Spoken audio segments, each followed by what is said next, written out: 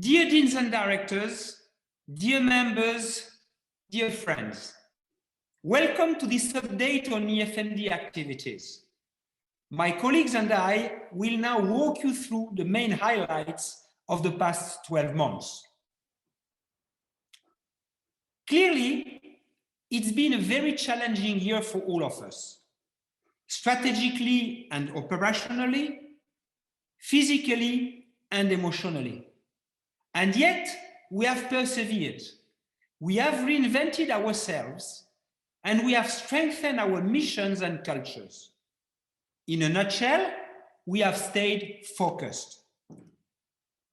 EFMD is about improving quality and striving towards excellence.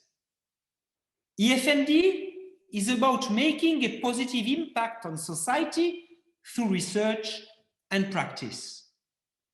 EFMD is about fostering responsible and purpose-led organizations.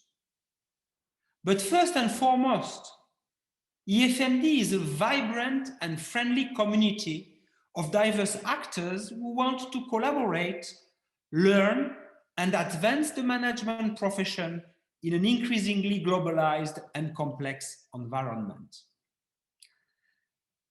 2020 was a year full of unusual challenges and unprecedented discord.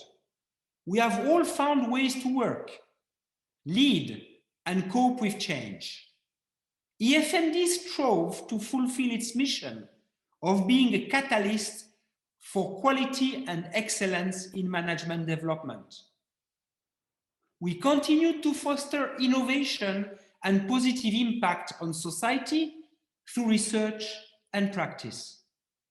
And we continued, of course, to support our community of diverse actors during these turbulent times.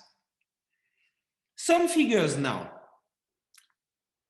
EFMD quickly moved digital for its accreditation processes. It resulted in over 1,200 hours of online peer reviews for EQUIS, EFMD Accredited, EOX, EDAF, BSIS, and CLIP. 105 articles were published on how business schools globally dealt with the pandemic, 94 on our blog and 11 in the Global Focus. 101 workshops, conferences, webinars, and professional development activities took place online. And 389 partner institutions collaborated with EFMD international projects so far. To end with figures, the EFMD community grew to 966 members. This has indeed been a very tough year. But the EFMD family has shown agility, versatility, and resilience. Let me now hand over to Matthew. Thank you very much for your attention and have a great conference. Thank you, Eric. And as everybody can see, EFMD really is a very global network. But one of the things that we see of the utmost importance is remaining local and connected to our national environments. And in 2020, we had the great pleasure of announcing 18 new EFMD fellows and honorary members. The fellows are high-standing, top quality, super friends of EFMD who represent the industry in the highest caliber, and they will represent EFMD going forward. We must never lose sight of the local connections, the importance of the local connections, and with the use of the fellows and with the work of the fellows, when we do come out of the pandemic, we hope that they will be able to represent us as a national voice, be a voice with local and the accreditation national associations, be a reference point for schools that don't know EFMD, be a voice for the network, and help that EFMD goes forward, continues to grow, becomes more global, aims to hit the 1,000 members that we hope to have for our 50th anniversary, but never ever forgets that as much as we are global, we still are very important locally, and we want to support all of our national schools in the environment. I'd now like to hand over to Alphonse, my colleague, who will take you through some of the information around accreditation. Thank you. Thank you very much, Matthew. Well, as the figures show, this has been a very productive year. If we look at the numbers of schools accredited in EQUIS, or the programs accredited by EFMD, EDAP schools, EOX, CLIB, or BSIS Impact. But the story behind the scenes is a story of a great challenge. As Eric has mentioned, this has been a tremendous year in terms of the kind of effort and energy that we have put together to get through this tremendous challenge, the pandemic. To give you an idea, in March, during the, between January and March, only 5 schools had got face-to-face accreditation in EQUIS, and 5 programs had been accredited by EFMD accredited programs. Now, this means that approximately 33 schools were rescheduled, and we moved from a face-to-face to online accreditation. This created a tremendous challenge that was that turned out to be a great success due to the fact that we could lean on the EOX experience, and we could lean on a tremendous staff and high quality teamwork. Overall, we can say that it has been a learning year, a year in which we have not abandoned our deans. We had this meeting during the month of May, in which 106 deans participated just to discuss the potential effects of the pandemic. And also, we didn't abandon or let our reviewers behind. We helped them, we were behind them, and this we are facing a 2021 full of hope, and pretty sure that this is going to be a pretty successful year as well. And then I'd like to turn it over to my colleague, Martin Murder. Thank you, Alphonse. I would like to briefly discuss 2 of our 2020 highlights in corporate services. First, our corporate learning accreditation scheme, CLIB, got incepted in 2001. Since then, corporate learning practices have significantly evolved. We therefore decided to fundamentally redesign the CLIB quality framework. The new version is simpler, more balanced, and follows a clear logic in the flow of its chapters to represent all aspects of a world-class corporate learning function. Secondly, our corporate member Hire Group, here represented by its CEO Zhang Rumin, is a global leader in home appliances and smart home technology headquartered in China. Hire has implemented a radically different way of managing and of organizing work in following the Rendan-He management philosophy. Rendan-He is made for the era of the Internet of Things, of ecosystems and platforms. We designed an in-company certification system to assess how far an organizational unit has come in realizing the Rendan-He principles. My colleague Michel Kalika will now continue. Thank you, Martin. I am Michel Kalika, in charge of BSIS.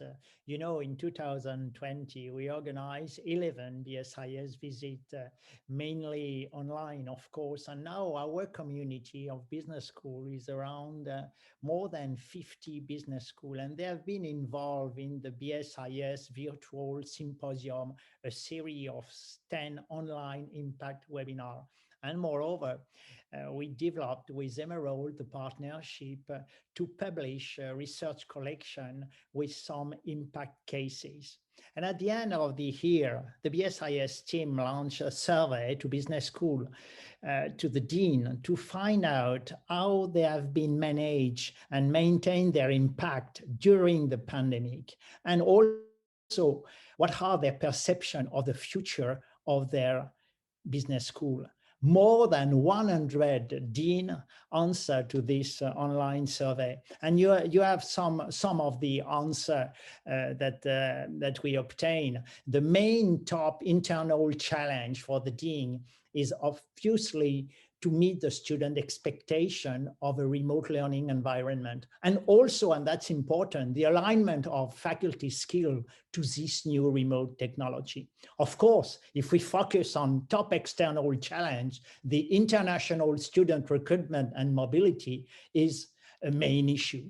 The main result about this survey will be online very, very soon. And now I give the floor to Christophe Terrasse. Thank you, Michel. We are the department in charge of the big initiatives for the modernization of higher education with a strong focus on internationalization and capacity building. So, of course, all this year has been complicated, has been challenging, and with all our partners, international partners, we have been reorganizing, rescheduling, replanning all the projects. And thanks to the efforts of everybody, all the projects are now running with no major delay, no damage, and they're progressing and showing results.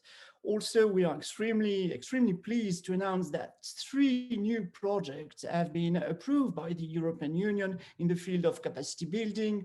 The first one is to support higher education in Azerbaijan by creating a conference of rectors.